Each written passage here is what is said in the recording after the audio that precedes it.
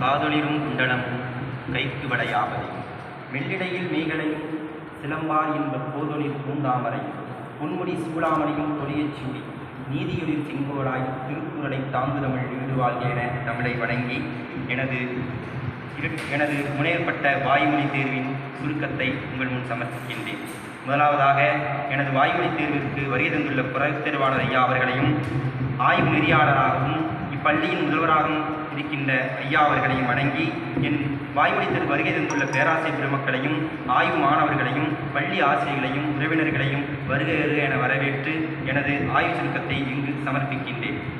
தமிழ் பாரதிதாசன் பல்கலைக்கழகத்தில் இரட்டை காப்பியங்களில் வாழ்வியல் சிந்தனைகள் எனும் தலைப்பில் எனது ஆய்வேடானது அமைக்கப்பட்டுள்ளது. இது எனது சொந்த முயற்சியால் எழுதப்பட்ட ஆய்வேடாகும்.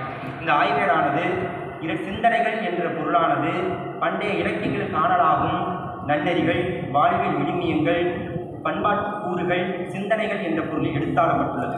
இவ்வாய்வானது எல்லையாக குடிமக்கள் காப்பியமாக இருக்கக்கூடிய சிலப்பதிகாரமும் சீர்திருத்த காப்பியமாக இருக்கக்கூடிய மணிமேகலையும் ஆய்வு எல்லையாக கொண்டு இவ்வாய்வானது மேற்கொள்ளப்பட்டுள்ளது. இவ்வாய்வானது வரலாற்று முறை திறனாய்வு, பகுப்பு முறை திறனாய்வு, ஒப்பிலக்கிய திறனாய்வு முறை ஆகிய திறனாய்வு முறைகள் பின்பற்றப்பட்டுள்ளது. இவ்வாய்வானது முன்னுரை, முடிவுரை நீங்களாக 6 இயல்களாக வகுக்கப்பட்டுள்ளது. முதலாவது இயலாக இரட்டை காப்பியங்களின் அமைப்பும் ஆசிரியர்களின் வரலாறும், இரண்டாவது தலைப்பாக அரசர் வாழ்வும் வாழ்வியல் நெறிகளும் என்ற தலைப்பும், மூன்றாவது தலைப்பாக மக்கள் வாழ்வும் வாழ்வியல் நெறிகளும் என்ற தலைப்பும், சமயமும் சமய வழிபாடுகளும் என்ற தலைப்பு 4வது தலைப்பாகவும், நம்பிக்கைகளும் பழக்க வழக்கங்களும் என்ற தலைப்பு 5வது தலைப்பாகவும், இரட்டை காப்பியங்களில் சமூக சீர்திருத்தம் என்ற 6வது தலைப்பாக வைக்கப்பட்டு இவ்வாய்வேடானது அமைக்கப்பட்டுள்ளது. இறுதியாக 6 இயல்களிலும் காணலாகும் நற்கருத்துக்களை தொகுத்து முடிவுரையாக தொகுத்து வழங்கப்பட்டுள்ளது. பின்னிணைப்புகளும் இணைக்கப்பட்டுள்ளது. முதலாவதாக இரட்டை காப்பியங்களில் அமைப்பும் படைப்பாளர் வரலாறும் சுட்டப்படுகிறது. இவ்வியலிலே சங்க இலக்கியங்களானது வீரர்களையும் தலைவர்களையும் மன்னர்களையும் செல்வந்தர்களையும் பாடப்பட்ட இலக்கிய மரபை தகர்த்து எளிய குடிமக்களாக இருக்கக்கூடிய கணியன் குல பெண்ணை ஒரு காப்பிய தலைவியாகவும் மிகப்பெரிய ஒரு புரட்சி பெண்ணாகவும், வணிககுல பெண்ணாக இருக்கக்கூடிய கண்ணகியை மாபெரும் புரட்சி பெண்மணியாகவும் படைத்து 2 பெண்மணிகளை கதைமாக்களாக அமைத்ததே ஒரு புரட்சி மிக்க கருத்து. அவ்வகையிலே 2 காப்பியங்களிலும் பெண்களை முதன்மையாக கொண்டு பெண்களின் பெயரை தலைப்படுத்தி முதன்மையாக கொண்டு நூல் யாக்கப்பட்டுள்ளது. இரண்டு இலக்கியங்களும் ஆசிரியப்பாவால் அமைந்துள்ளது. நிலைமண்டில ஆசிரியப்பா எண் என்ற முடியக்கூடிய வகையில் அமைந்துள்ளது. எளிய மக்கள் புரியும் வகையில் உரைப்பாட்டு மடை, மரபு செய்தி வழி 3 அமைப்புகள் அமைந்துள்ளது. 3 மன்னர்களுக்குரியதாகவும் 3 நாடுகளுக்குரியதாகவும் 3 மக்களுடைய பண்பாட்டு விளிமைகளை தாங்குவதாகவும் அமைந்துள்ளது. அது மட்டுமல்லாது இவ்விலக்கியங்களிலே பெரும்பான்மையாக மக்களுடைய வாழ்வியல் மட்டுமே கூறப்படுகிறது. எந்த இலக்கியங்களும் நாட்டுப்புற இலக்கிய வடிவத்தை முன்னெடுக்க துணிந்ததில்லை. ஆனால் முதன்முதலாக நாட்டுப்புற இலக்கிய வடிவத்தை முதலில் கையாண்டவர் இளங்கோவடிகள் ஆவார். சமயத்தை சமய கருத்தை முதன்மையாக காப்பியமாக கொண்டு சமயத்தின் வழியாக மக்களை சீர்திருத்த முடியும் என்ற நிலையிலே ஒரு காப்பியம் படைத்தது புரட்சி மிக்கதாக அமைகிறது. ஆகையால் இவ்விரண்டு கவிஞர்களும் தமிழிலே முன்னோடியாக விளங்குகின்றனர். அவ்வகையிலே சிறந்த ஒரு காப்பிய தொடக்கத்தை அவர்கள் முன்னிறுத்தி செல்கிறார்கள். எக்காலத்தும் மற்றும் ஒரு செய்தி, இந்த 2 நூல்களும் இளங்கோவடிகள் கேட்க சீத்தலை சாத்தனார் இயற்றியது, சீத்தலை சாத்தனார் உரைக்க இளங்கோவடிகள் இயற்றியது என்ற பதிக வரிகளின் மூலம் 2 இரட்டை காப்பியங்கள் என அறிய முடிகின்றது. எப்பொழுதுமே வேற்று மதத்தினர் பழகியதாகவும் நட்போடு இருந்ததாகவும் புலவர்கள் தம்முள் ஒருங்கே இருந்ததாகவும் வரலாறு இல்லை. அவ்வகையில் 2 பெரும்புலவர்கள் ஒன்றாக இணைந்து சமண மதத்தை சார்ந்த இளங்கோவடிகள், பௌத்த மதத்தை சார்ந்த சீத்தலை சாத்தனார் இருவரும் இருந்து சமண மத கதையை பௌத்தர் உரைக்க சமண துறவி எழுதுகின்ற இந்த ஒரு புரட்சியானது எங்கும் காணவில்லை. ஆகையால் இக்கால சமூகத்தில் சமய காழ்ப்பின்றி புலவர்களும் சமய துறவிகளும் இருக்க வேண்டும் என்ற அந்த பண்பாட்டு விழுமியங்களை விட்டுச் செல்கிறது இவ்விரண்டு காப்பியங்கள். அது மட்டுமல்லாமல் தொடர் சொல்லாட்சி, தெய்வம் தலால் பொன்னன் தொழுதுவாள், பெய்யன பெய்யும் பெருமழை என்ற 2 சொல்லாடல்களும் நூல்களில் இடம்பெற்றுள்ளதால் திருக்குறளுக்கு பிந்தைய காலம் என்பதை அறிய முடியுது. ஆக 2 காப்பியங்களும் சமகாலத்தவை, சமகாலத்து நிகழ்வுகள், சமகாலத்து அரசியல், சமகாலத்து பண்பாடு எல்லாம் விளங்குவதனால் இவ்விரண்டு காப்பியம் இரட்டை காப்பியம் என துணிய முடிகிறது. அடுத்ததாக 2வது தலைப்பாக அரசல்வாதும் அரசியல் நெறிகளும் என்ற தலைப்பில் அமைந்துள்ளது. இவ்வியலிலே தற்கால அரசியல்வாதிகளுக்கும் தற்கால அரசியல் அமைப்புகளுக்கும் பல்வேறு வகையான சிந்தனைகளை விட்டுச் செல்கிறது. முதலாக கூட்டாட்சி தத்துவம், 50 குழு என்பேராயம், 50 குழு என்பேராயம் கொண்டு இடித்துரைக்கு நியானா மன்னன் எவ்வாறு கெடுப்பாரிலானும் கெடுவானோ அதுபோல அல்லாது பண்டைய காலத்திலே 50 குழுவும் என்பேராயமும் ஆலோசனையோடு அரசு நடத்துகிறது. இக்கால அரசியல்வாதிகளுக்கு இது ஒரு சான்றாக அமைகிறது. இக்கால அரசியல்வாதிகளுடைய மகன்கள் தவறு செய்யும் போது தண்டிக்காது நீதியை விலைக்கு வாங்கும் காலத்திலே, அக்காலத்திலே சிபிச்சோழன் தனக்கு பறவைக்காக தன் தசையை அறுத்துக் கொடுக்க துணிவும், வீதி விடங்கன் என்பவன் பசுவின் கண்ணினை உயிர் போக்கிய காலத்து அந்த பசுவின் துயர் போக்க தன்மகனே ஆனாலும் அவனை தேரின் கால் விடத்தி பசுவுக்கும் நீதி வழங்கிய முறையை கண்டு எண்ணி வியப்பதற்குரியது. இக்கால அரசியல்வாதிகளுக்கு மிகவும் பயனும் வகையில் அமைந்துள்ளது. அது மட்டுமல்லாமல் பொற்கை பாண்டியன் என்ற பாண்டிய அரசனானவன் தன்னை தவறாக எண்ணக்கூடாது, தானே ஒரு முன்மொழிவாக இருக்க வேண்டும் என்ற நோக்கத்தில் தன் கையை தானே வெட்டி பொன் கையை சுட்டி கொண்டு பொற்கை பாண்டியனுடைய வாழ்க்கை வரலாறு கீரந்தை கூற்று வழியாக சமகாலத்து அரசியல்வாதிகளுக்கு நேர்மையாகவும் தூய்மையாகவும் அரசியல்வாதிகள் எப்பொழுதும் பொதுநலம் கருதியே வாழ வேண்டும் என்ற அந்த கருத்தை முன்மொழிந்து செல்கிறது.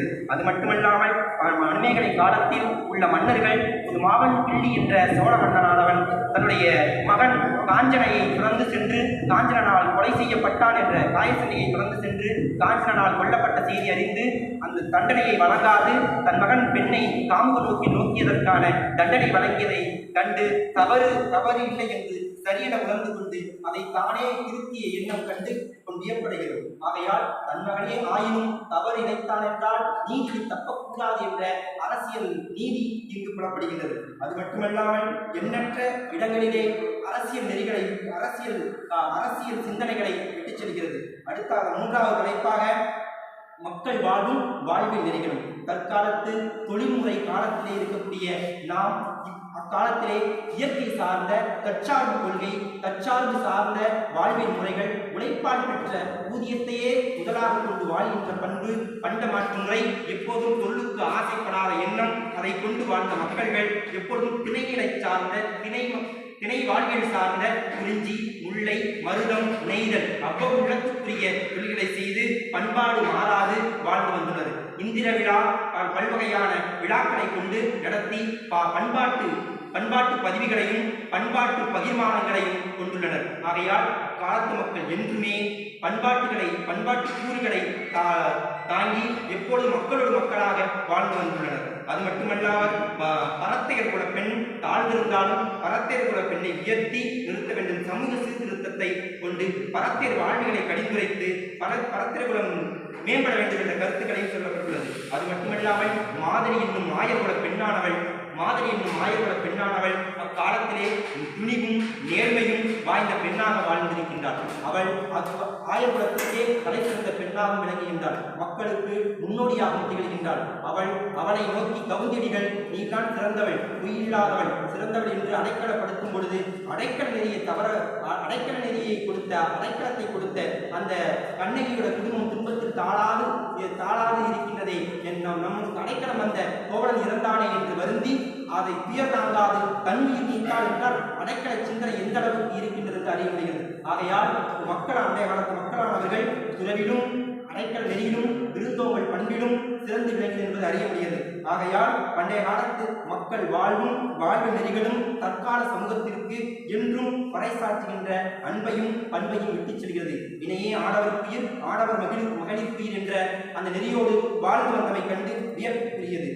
குளவி பிறப்பினும் ஊந்தடி பிறப்பினும் வாழ்த்தப்பி புதைப்பர் என்பது போல வீரத்தையே முதன்மையாக கொண்டனர். சங்க காலத்திலே தொல்காப்பியர் ஆட்சி, கால்கோல், நீர்படை, நடுகள், பெரும்படை வாழ்த்தல் என்று அவர் சொல்ல வீரர்களுக்கு நடுகள் விடுவோம். அந்த வழக்கத்தை மீறி வீரக்குலம் சார்ந்த தமிழ் குலம் சார்ந்த முன்னோடியாக திகழ்கின்ற சிறந்த பெண்மணிகளுக்கும் வீரக்கல் நட்டு நடுகள் நட்டு வழிபட வேண்டும் என்ற அந்த சிறுதெய்வ வழிபாடு முறையும் பின்காலத்திலே வந்தடைகிறது. ஆகையால் கண்ணகி வழிபட்டது போல ஆயர் முதுமகளையும் ஆயர்குல மக்கள் வணங்கினர். அதே போன்று ஆயர்குல மக்களினுடைய ஒரு சிறுதை வழிபாடுடைய இயக்கி என்னும் தெய்வத்தை கூறும் பொழுது பண்டைய மக்கள் மூதாதையர்கள் வழிபட்டு அவருடைய வாழ்வியல் முறைகளோடு தொடர்ந்து செல்கிறது என்பது அறிய முடியும். ஆகையால் மக்கள் வாழ்வில் என்பது தற்கால மக்களுக்கு தற்சார்பு கொள்கையும் வாழ்வில் நிலம் சார்ந்த வாழ்வியல் கொள்கையும் பண்டமாற்று முறையையும் இயற்கையோடு வாழ வேண்டிய எண்ணங்கள் தெரிகின்றது.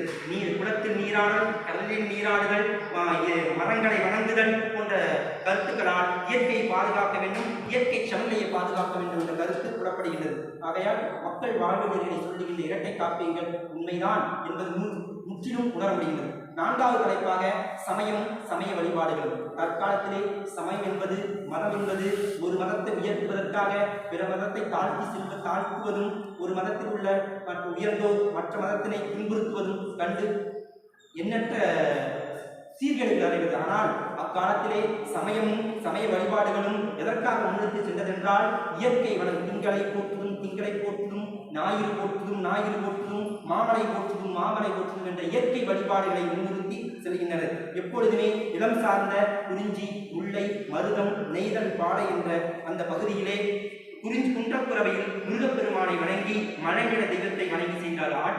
ஆய்ச்சிறு பிறவையில் ஆயர்குல தலைவராகிய திருமாலை வணங்கி அங்கிருக்கக்கூடிய பசுங்களுக்கும் கன்றுகளுக்கும் தன் நன்றியை தெரிவிக்கின்றனர். நாடுகால் காதையிலே மருதுநில வளத்தையும் அங்குள்ள மக்களுடைய வாழ்வின் முறைகளையும் அங்குள்ள மருதுநில கடவுளாகக்கூடிய வர்ணனை வழிபடும் முறையையும் இந்திரனை வழிபடும் முறையும் குறிப்பிட்டு செல்கின்றனர்.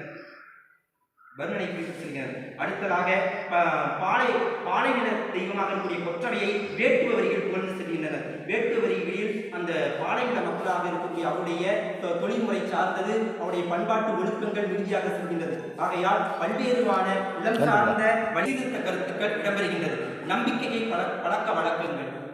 இரும்பென்றாலும் கரையும், பொன்னென்றாலும் கரையும், பணி என்றாலும் கரையும். கதைகளின் வாயிலாக இருக்கக்கூடிய அந்த உள்ளார்ந்த செய்திகள் என்றும் மக்கள் மனதில் நீங்காது.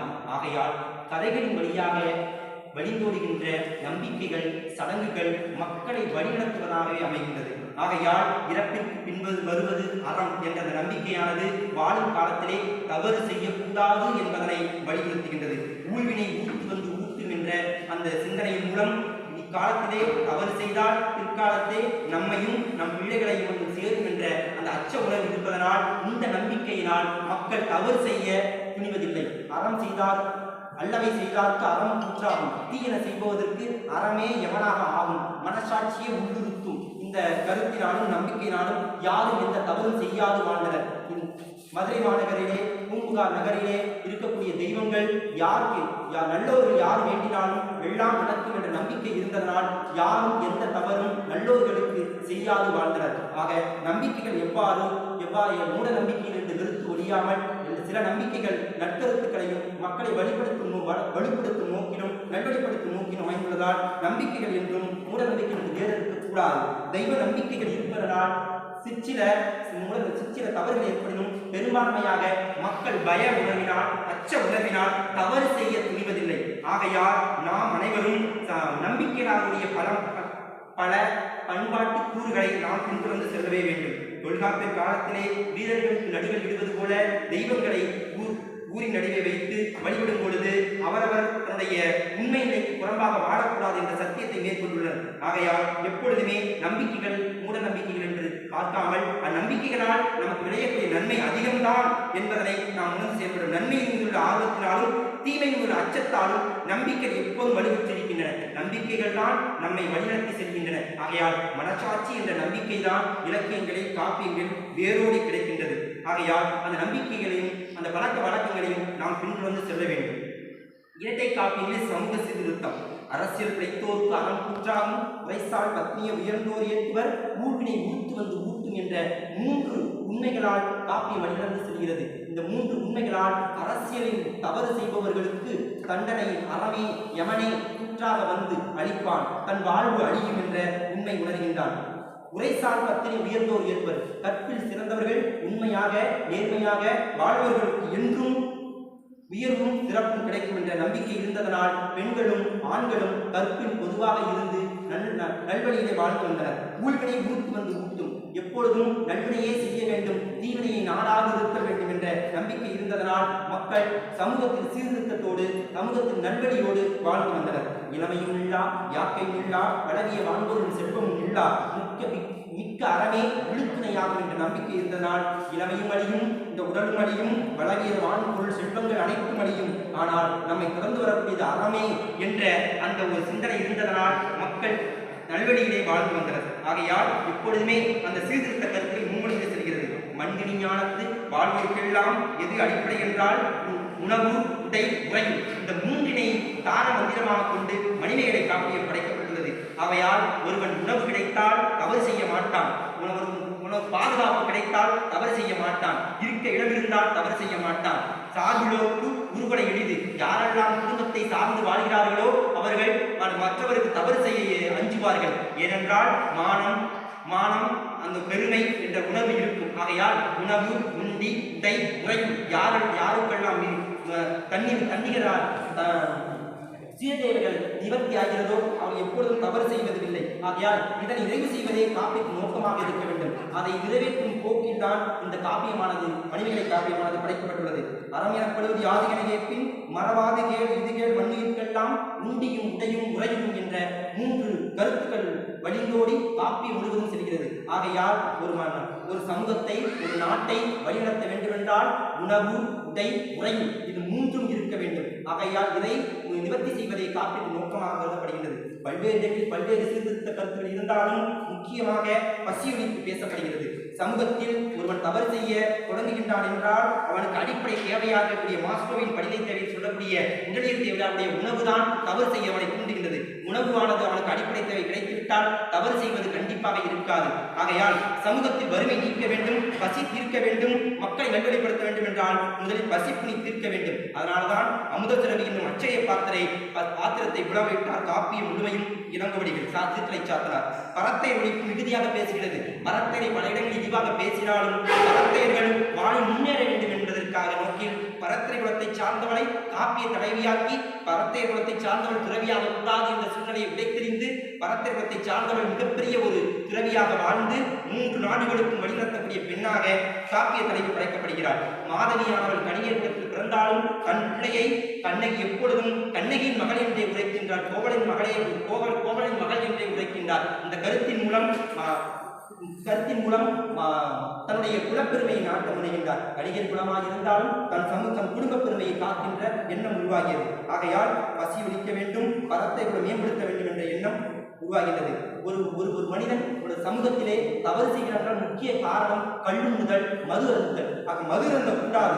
மது அருந்தால் காமுக நோக்கு உருவாகும், கொலை செய்ய தூண்டும், கொள்ளை செய்ய தூண்டும், களவாட தூண்டும், எல்லாம் செய்ய தூண்டும். ஆகையால் காம நோக்கம் வராமல் இருந்தால் ஒரு மனிதன் கண்டிப்பாக நல்வழிப்படுத்துவான். ஆகையால் கள்ளுண்ணாமை மது உண்ணாமை எவனுக்கு இருக்கின்றதோ அவனுக்கு கண்டிப்பாக நல்லொழுக்கம் ஏற்படும். ஆகையால் கள்ளுண்ணாமை 2 காப்பியங்களிலும் வேரோடு கிடைக்கின்றது. கொல்லாமை நெறி, உயிர்கொலை செய்தல் கூடாது. உயிர்கொலை என்பது மனிதனை மட்டுமல்ல, ஒரு சாதாரண விலங்குகளையும் புல்லையும் பூக்களையும் கூட துன்புறுத்தக்கூடாது என்று காப்பிய வேரோடு கிடைக்கின்றது. ஆகையால் தான் ஆபுத்திரன் எனும் மிகப்பெரிய ஒரு காப்பிய மாந்தரை படைத்து அவர் மூலம் சாதி ஒழிப்பு, உயிர்கொலை செய்யக்கூடாது, பசுக்களை கொல்லக்கூடாது, பழிக்கடன் செய்யக்கூடாது, நரபலி கூடாது என்ற பல்வேறு கருத்துக்களை சொல்லி மக்களிடம் உயிர்கொலையை மறுக்கின்றார். இது மட்டுமல்லாமல் மத ஒற்றுமை, பல்வேறு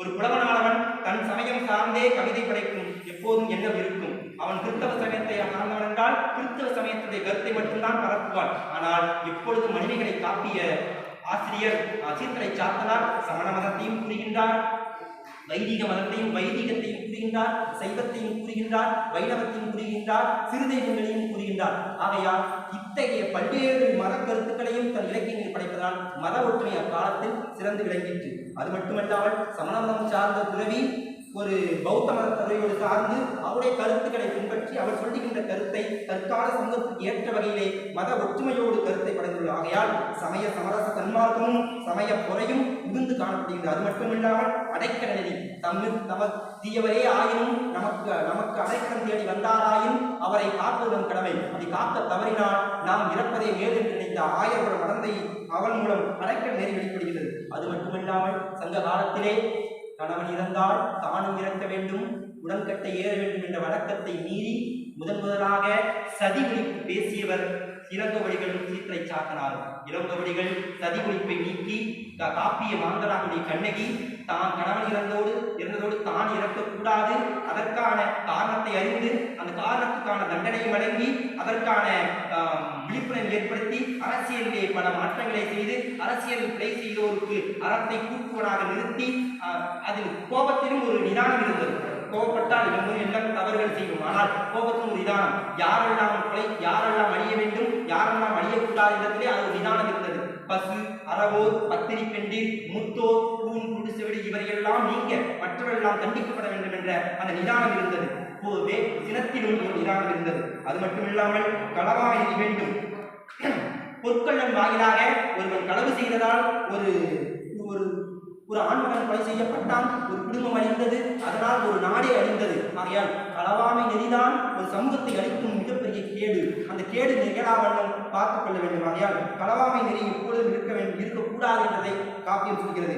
கொல்லாமை நெறி ஆபத்தினவரையாகவும் பொருள் பறைதல், செல்வத்து பயனை ஈதல், தனக்கு போக மற்ற செல்வங்களை பிறர் கொடுத்து மகிழ வேண்டும். ஈயார் திட்டை தீயார் உண்பர் என்ற ஔவையாரின் வேண்டுகோள் வாக்கிற்கிணங்க செல்வத்தின் பயனை ஈதல் என்ற கருத்தின் அடிப்படையில் தான் பெற்ற செல்வத்தை பிறருக்கு கொடுத்து மகிழ வேண்டும் என்ற கருத்தினால் தனக்கு கிடைத்த அச்சய பாத்திரத்தை கொண்டு பிறருக்கு கொடுத்து தன்னுடைய கொடுத்து அவர் பசியை போக்கி பசி நோயை போக்கி அச்சய பாத்திரத்தை கொண்டு உழவினார். எப்பொழுது அந்த அச்சய பாத்திரம் தன் பயன்படாமல் போனதென்றால் மக்கள் வறுமை எப்பொழுது நீங்குகின்றதோ அப்பொழுதுதான் பயிரலாம். அதுவரைக்கும் வரையாது கொடுத்த வள்ளல் போல அச்சய பாத்திரத்தை கொண்டு எல்லோருக்கும் அமுத சுரபி போல் வழங்கினார். அந்த பசியை போக்கிய ஆறுயின் மருந்தாக இந்த மணிமேகலை காப்பிய தலை படைக்கப்படுகின்றார். அது மட்டுமல்லாமல் கண்ணகி கோவலன் பிரிந்த பொழுது மீண்டு வந்த பொழுது வருத்தம் கொண்டார். என்ன வருத்தம் கொண்டார் தெரியுமா?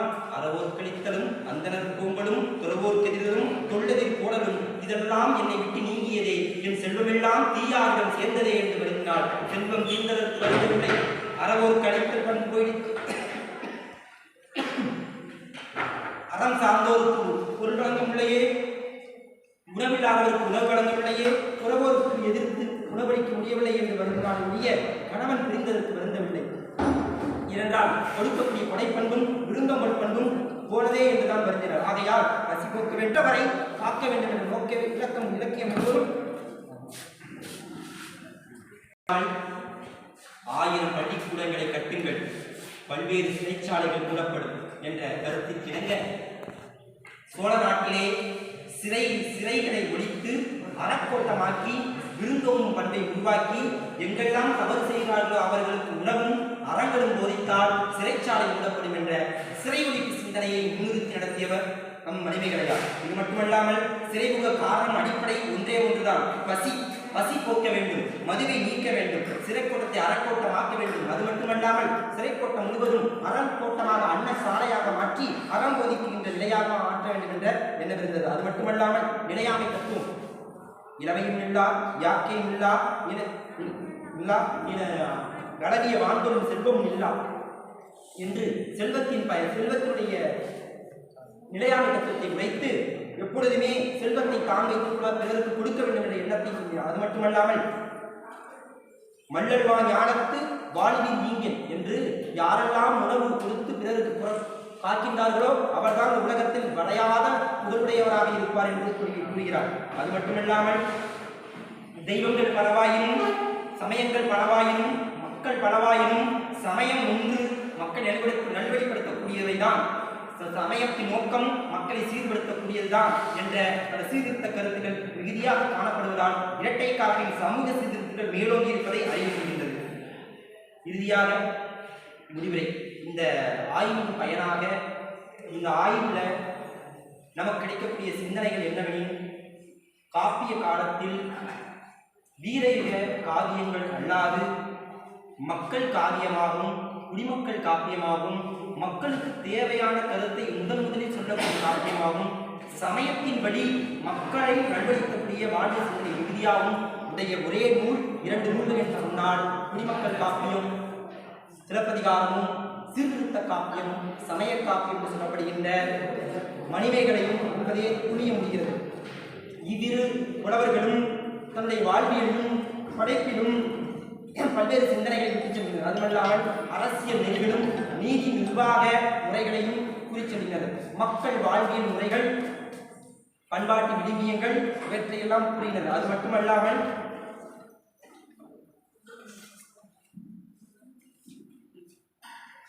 கருத்துக்களில் முக்கியமானதாக பசி ஒழிப்பு, சிறை ஒழிப்பு சிந்தனை, சமயத்தின் வழி மக்களை வழிநடத்துதல், அரசியல் வாழ்வில் தூய்மை, தன்னலம் கருதாத ஆட்சி செய்வதுடைய அந்த சூழல், இவையெல்லாம் சிறந்து விளங்கிய சிந்தனைகள் பல இருப்பதனால் மட்டுமே இவ்விரண்டு காப்பியங்களும் இன்றும் செயல் வடிவில் இல்லாவிடினும் மக்களுடைய நம்பிக்கைகளிலும் பழமொழிகளிலும் வழக்காறுகளிலும் அடைமொழிகளிலும் சொலைவடைகளிலும் இன்றும் நிலைத்திருக்கிறது என்றால் அந்த காப்பியத்தின் வெற்றி ஈராண்டுகள் அல்ல, இன்னும் பல 1000 ஆண்டுகள் நிலைத்திருக்கும்.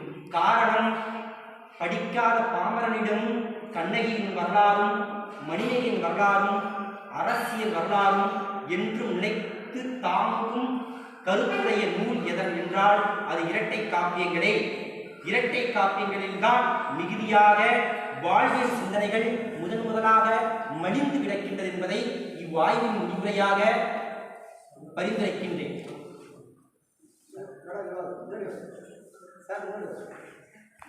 வாழ்வியல் சிந்தனைகள் என்ற தலைப்பில் மேற்கொள்வதனால் பல்வேறு சிந்தனைகள் சமூகத்திற்கு நிறைவு பெறுகிறது. நன்றி வணக்கம்.